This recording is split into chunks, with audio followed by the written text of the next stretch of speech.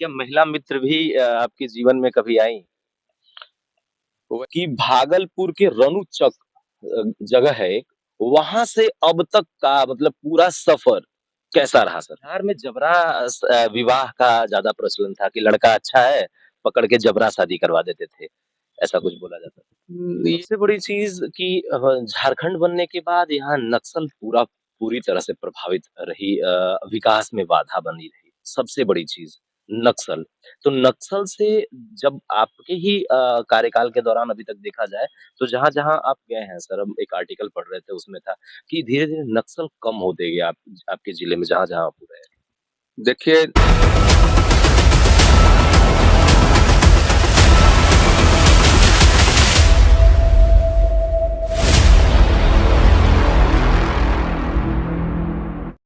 नमस्कार, आप देख रहे हैं पलामू समाचार केंद्र और पलामू समाचार केंद्र के स्पेशल कड़ी में मैं आपको आज लेकर के आया हूँ पलामू आयुक्त जटाशंकर चौधरी जी का साक्षात्कार। पलामू का जितना धन्यवाद ये कर रहे हैं, वही पलामू वासी इनका धन्यवाद कर रहे हैं। परंतु इनकी कार्यकाल के समय इनकी जीवन के बाहर एक पहलू से हम जुड़ नहीं पाए, परंतु अब हम आपके सामने दिखाएँगे इनके जीवन के हर एक छोटी-बड़ी पहलू। इनका संघर्ष कैसा रहा और इनकी पूरी बायोग्राफी हम आपको दिखाएँगे। देखिए, सबसे पहले पलामू समाचार केंद्र में आपका स्वागत है सर। आपके माध्यम से आपके तमाम दर्शकों को मेरा जोहार। सबसे पहला सवाल रहेगा सर आपसे कि भागलपुर के रनुचक जगह है एक, वहाँ से अब तक का मतलब पूरा सफर कैसा रहा सर? देखिए, मैं किसान परिवार में जन्म लिया और रन्नूचक मेरा गाँव है और मैट्रिक तक की शिक्षा हमने गाँव से ही प्राप्त की। शहर तो कभी-कभी मेला देखने के लिए ही जाया करते थे और शहरी जीवन मेरा शुरुआती दौर पे नहीं रहा। बाद के समय में जब कॉलेज में गया, तब से मैं फिर बाहर रहा और बाहर ही पढ़ाई की और पढ़ाई करने के बाद फिर आज कई जगहों पे होते-होते आज यहाँ पे हूँ सेवा काल के अंतिम समय में और किसान परिवार में जन्म लेने के कारण वहाँ पे कृषि की जितनी भी गतिविधियाँ हैं, उसमें किसी न किसी तरीके से शामिल होने का मौका मिलता था। खलिहान पे मैंने पढ़ाई भी की, खेतों में भी जाया करते थे, बैलगाड़ी पर भी चला करते थे। तो ये सारा अनुभव बचपन का रहा और पढ़ाई और जो एक जीवन जो सरल जीवन होता है और जो संस्कार परिवार का होता है, उससे उसकी शिक्षा दीक्षा जो है वो गाँव में ही प्राप्त हुई। प्रारंभिक शिक्षा, माध्यमिक शिक्षा, ये सब विश्वविद्यालय की शिक्षा उसकी ये कैसा रहा आपका? देखिए, मैंने बताया कि गाँव से मैंने जो बोर्ड है, मैट्रिक बोर्ड उसकी परीक्षा पास की। उसके बाद फिर भागलपुर विश्वविद्यालय का एक बहुत ही प्रतिष्ठित कॉलेज हुआ करता था, टीएनबी कॉलेज। उससे मैंने इंटर किया, वहाँ पे मैं बायोलॉजी का छात्र था। उसके बाद फिर कई प्रतियोगिता परीक्षा मैंने दिया और मेडिकल की पढ़ाई के लिए भी मेरा चयन हुआ, लेकिन उसके पहले मैं एग्रीकल्चर में नामांकन ले चुका था, राजेंद्र कृषि विश्वविद्यालय में पूसा में और मैंने डिसाइड किया कि हम मेडिकल की पढ़ाई नहीं करके बस एग्रीकल्चर की पढ़ाई जारी रखेंगे। आईएएस की पढ़ाई, आईएएस बनना, आईएएस का ये रुतबा और हनक ये सब उस ज़माने में जब आपके 70-80 या 60 के दशक के समय आपका पढ़ाई रहा होगा, तो उस समय ये कैसे सूझा कि आखिर हमें आईएएस बनना है और देश की सेवा करना है? देखिए, जब तक गाँव में थे, चूँकि किसान परिवार में थे, तो गाँव में उस समय इसकी जानकारी नहीं थी। उस समय तो बस 2 ही चीज़ें होती थी कि यदि आप मैथमेटिक्स में अच्छा करोगे तो इंजीनियर बनोगे, बायोलॉजी पढ़ोगे तो डॉक्टर बनोगे। बस यही 2 चीज़ें लोगों की छात्रों के सामने में घूमती थी।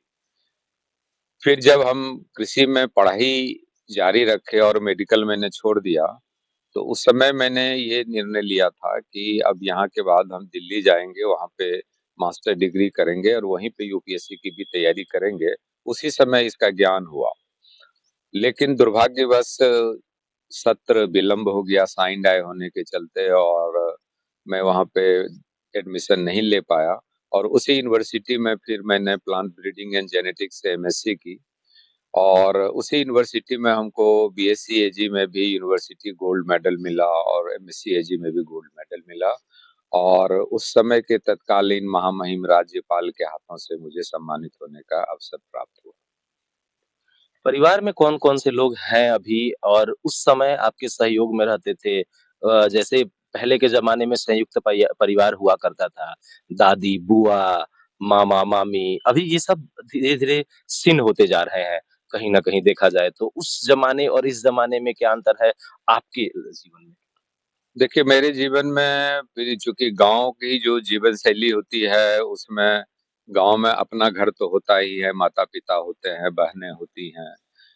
लेकिन फिर चचेरे भाई, चचेरी बहनें और जो गाँव में क्या होता है कि पूरा जो आपके परिवार के इर्द-गिर्द लोग रहने वाले या यूँ कहिए कि गाँव ही एक परिवार की तरह होता है।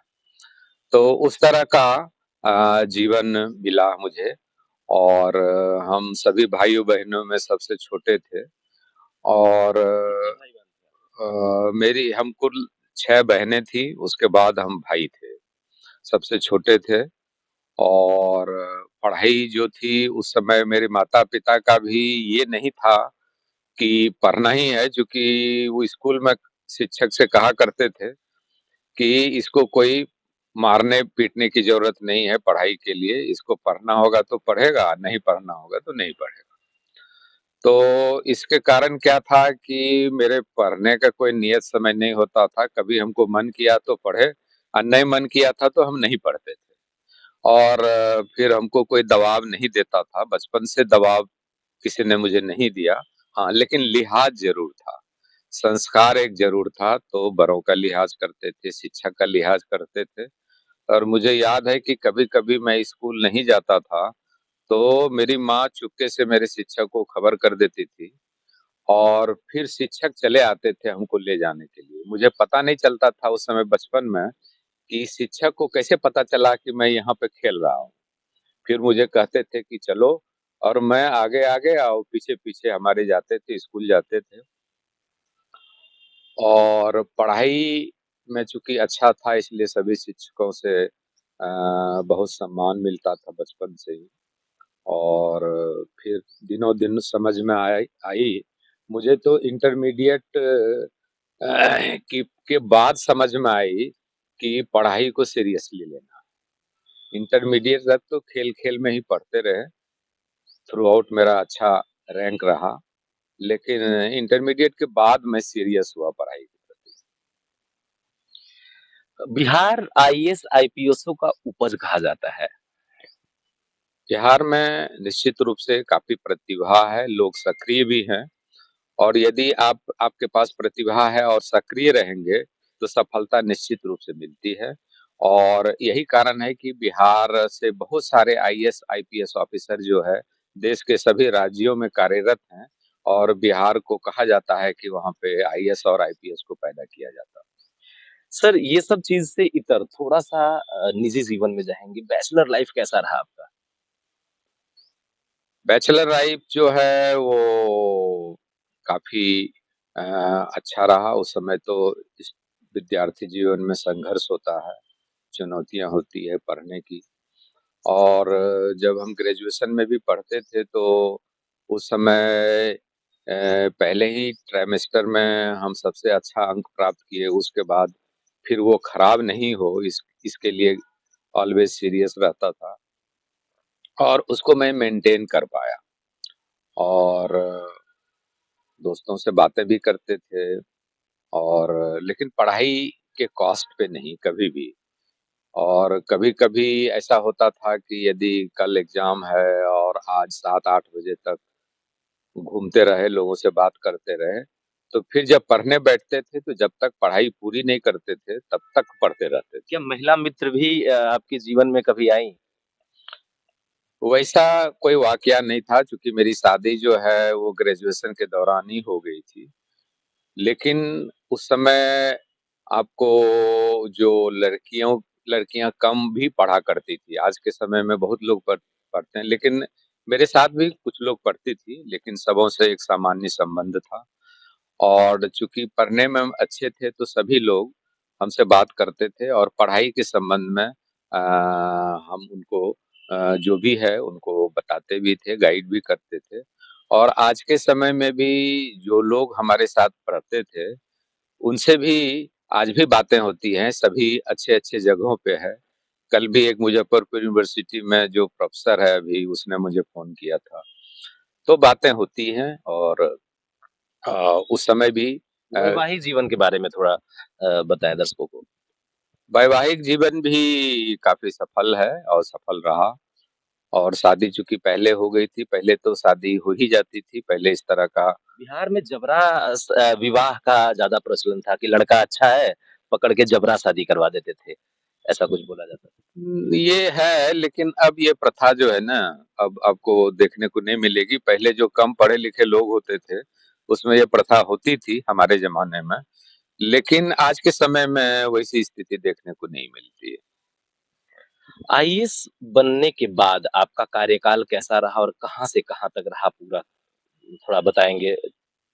देखिए, सबसे पहले पढ़ाई के दौरान ही वो बैंक भर्ती में मेरा बैंक अधिकारी के रूप में चयन हुआ था और मुझे पहली बार साउथ बिहार आने का मौका मिला था और मैंने रांची के रीजनल ऑफिस में जॉइन किया था और कुरू में 15 दिन में एक बैंक में ट्रेनिंग में था। उसके बाद फिर मेरी पोस्टिंग गिरिडीह के बिरनी ब्लॉक में हुई, वहाँ पे मैंने करीब 10 महीना काम किया और इस दौरान करीब 5 बैंक का भर्ती का एग्जाम दिया था मैंने, पाँचों में रिटन क्वालीफाई किया था, 4 में फाइनली सेलेक्ट हो गए थे। एक में मैंने 10 महीना काम किया और फिर एक्सटेंशन लेते रहे। इसी बीच जो बिहार लोक सेवा आयोग से जो राज्य कृषि सेवा का परीक्षा हुआ था, उसमें मैंने भाग लिया था और मुझे पूरे बिहार में टॉप करने का गौरव प्राप्त हुआ। उसके बाद फिर नौकरी शुरू की स्टेट गवर्नमेंट की गोपालगंज से और कुछ दिन कृषि विभाग में रहने के बाद मेरी पोस्टिंग प्रखंड विकास पदाधिकारी के रूप में तत्कालीन मुख्यमंत्री जो बिहार के थे श्री लालू प्रसाद जी, उनके प्रखंड में हो गई। वो अभी कार्यकाल काफी चुनौती था, चूंकि माननीय मुख्यमंत्री जी के क्षेत्र में काम करना एक चुनौती भरा था, लेकिन मेरा वह कार्यकाल भी काफी सफल रहा और उस समय मैं काफी माननीय मुख्यमंत्री जी के नजरों में या अन्य जो पदाधिकारी जिले में होते थे, उसके सामने में मेरी काफी इज्जत थी काम के चलते। और उसके बाद फिर कई जगह प्रखंड में काम करने का, चाहे वह रहे, धनबाद में काफी दिन कई ब्लॉक में काम करने का मौका मिला। लातेहार के बालू माथ में भी 1-2-3 महीना हम काम किए थे और एक बार मुझे यहाँ भी कमिश्नर की मीटिंग में आने का मौका मिला था, लेकिन मुझे पता नहीं था कि मैं ही एक दिन यहाँ कमिश्नर रहूँगा।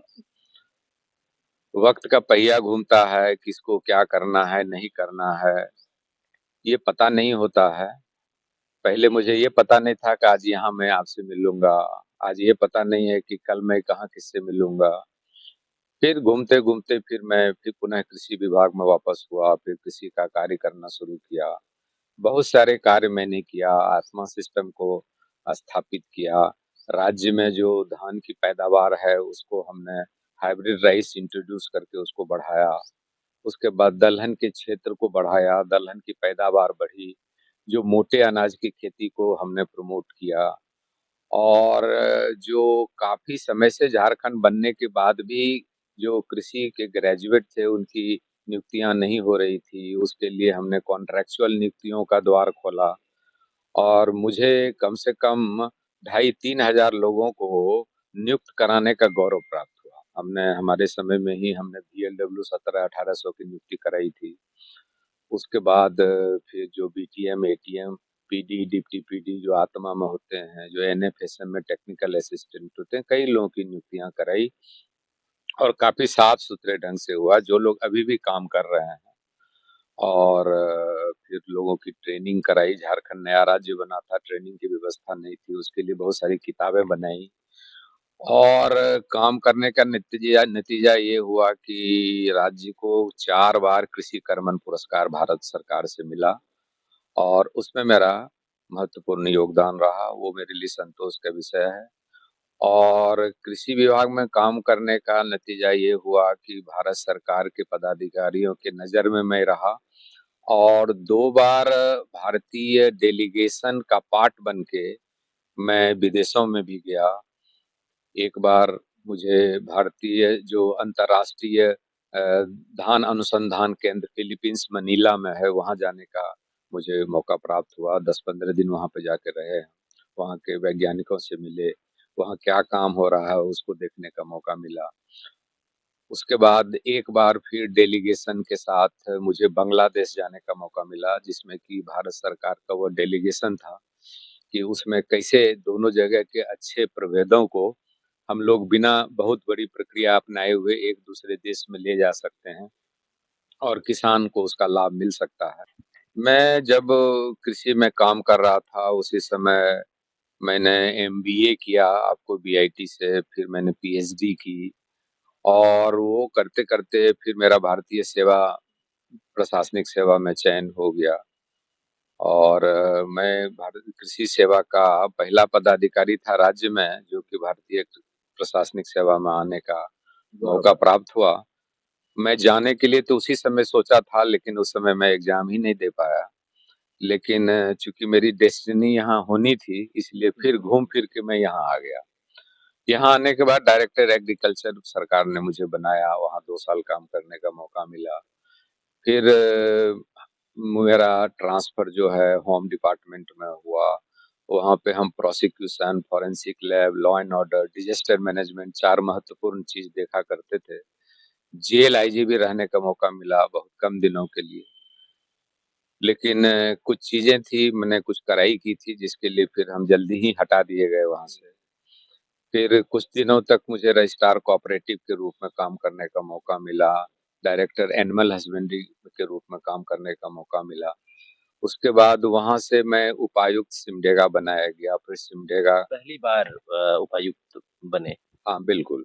वो मेरी पहली पोस्टिंग थी उपायुक्त के रूप में, सिमडेगा में मैंने काफ़ी काम किया और वो ट्राइबल इलाका था, लेकिन वहाँ के जो अनुसूचित जनजाति के भाई-बहन थे, उसका काफ़ी सहयोग मिला और उनके सहयोग से मैंने वहाँ पे रानी मिस्त्री का जो मॉडल मैंने दिया, फिर महिलाओं को एम्पावर कराया, सैनिटेशन का काम पूरा कराया। फाइलेरिया पे मैंने एक भाग फाइलेरिया भाग करके एक कार्यक्रम चलाया था, जो कि पूरे भारतवर्ष में प्रसिद्ध हुआ और फिर सिमडेगा मॉडल के रूप में भारत सरकार ने उसको एडॉप्ट किया। रानी मिस्त्री का मॉडल जो है, वो तो मैंने आज शुरू किया और दूसरे दिन पूरे स्टेट में पॉपुलर हो गया और उसके बाद वो पूरे भारतवर्ष में चला गया और अब तो वो इंटरनेशनली पॉपुलर हो गया। फिर उसके बाद ट्रैफिकिंग प्रोन डिस्ट्रिक्ट था वो, तो वहाँ पे चाइल्ड राइट पे मैंने काम किया। स्कूलों में जाके बच्चों को अपने राइट के विषय में बताता था।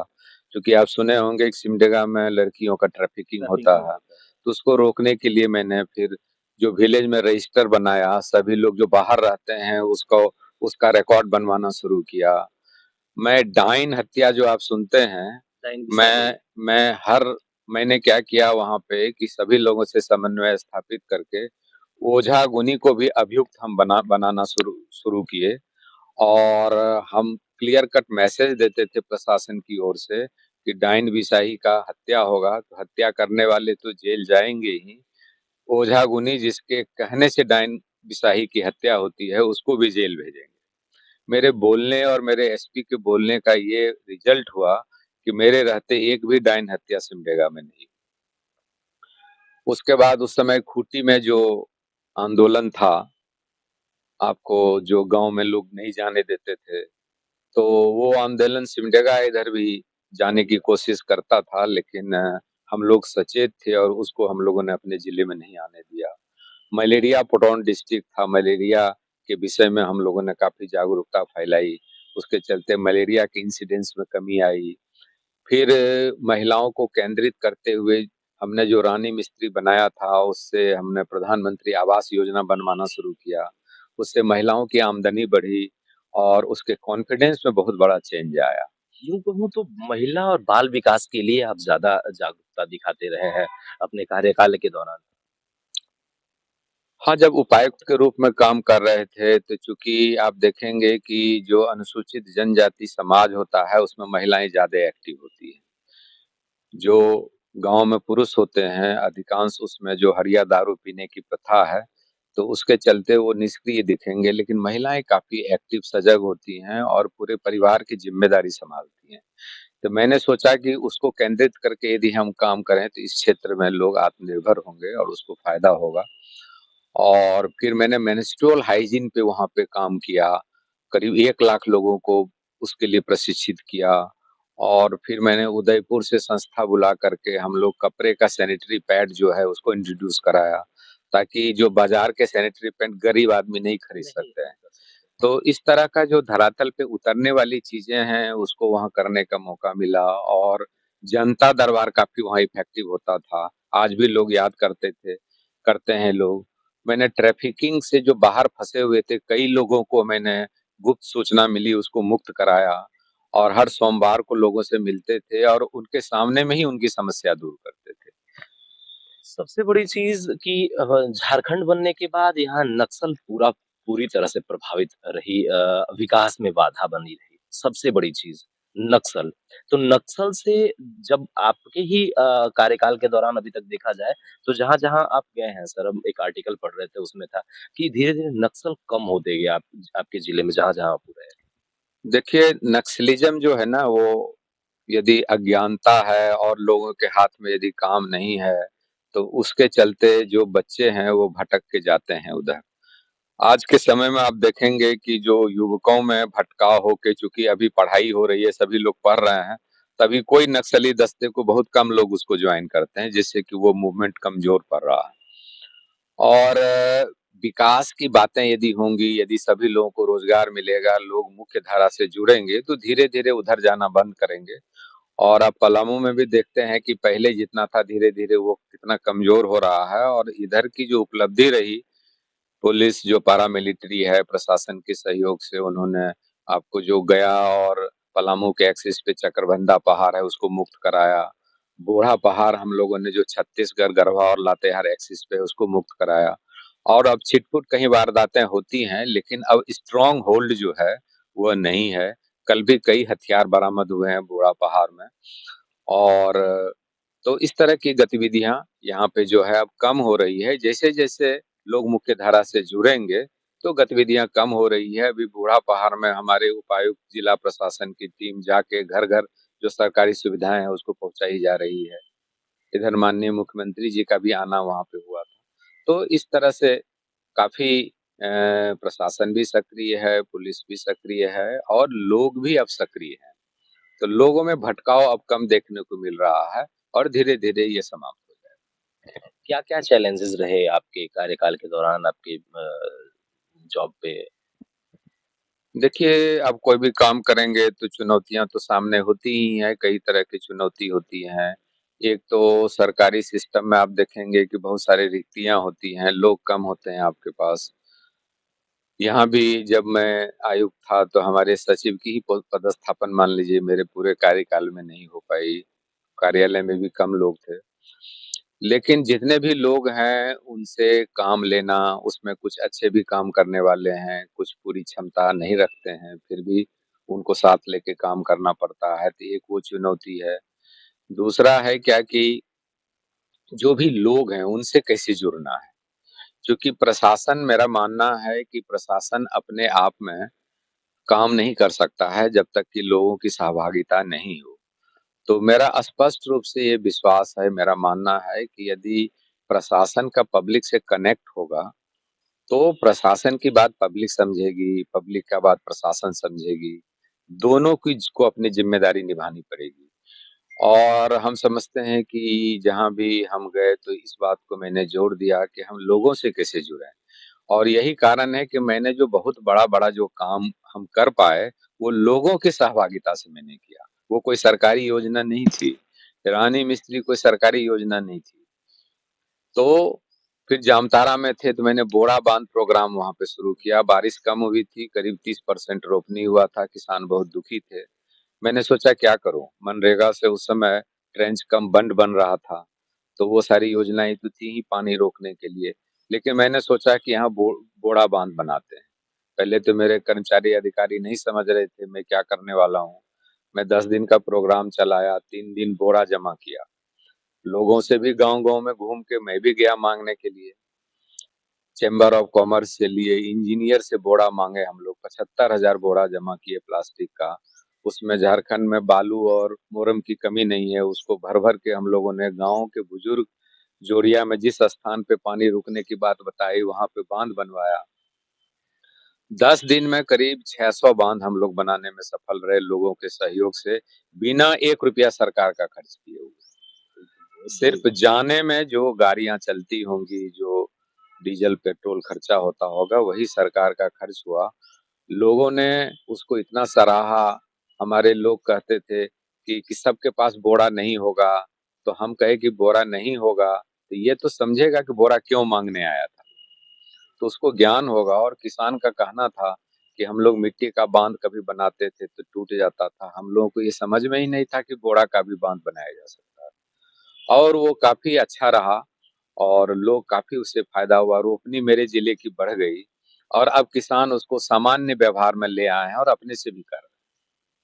तो ये बड़ा ही उल्लेखनीय है। अब आप रिटायर्ड हो गए हैं, कैसा जीवन व्यतीत करेंगे? ग्रामीण या शहर के भीड़-भाड़ वाले इलाके में एक फ्लैट में ज़िंदगी बिताएँगे?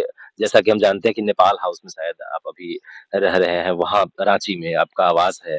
क्या फिर से गाँव वापस लौटेंगे? किसानी जीवन से आप आए हैं, तो क्या फिर से वही रहेंगे?